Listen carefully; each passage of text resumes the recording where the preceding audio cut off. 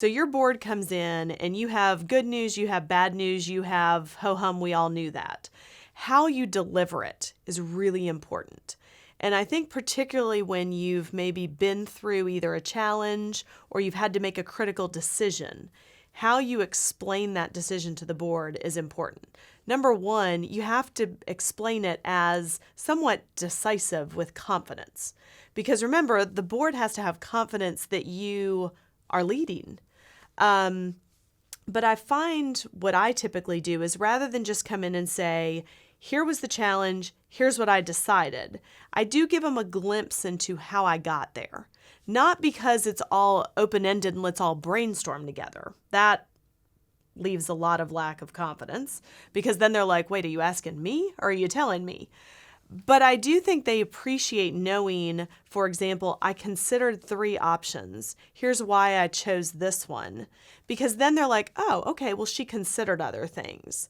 And then if they want to have some input, they, of course, can add that in.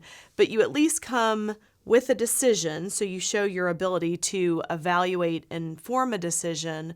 But you also give them a glimpse into the fact that you weren't so narrow-minded that you just went with A without considering B and C. And I think that builds confidence too, because they trust that you had a process for deciding, but that you made a decision. You gathered information and you made the appropriate decision. I think if you come in and just say, this is the problem, I did it, they might see your confidence, but wonder if you were thoughtful. And if you take the other extreme and you come in and say, well, I've got this problem and I haven't really decided, so here's the 3 choices, what do you think? Then they're like, well, why are you leading if you can't make a decision?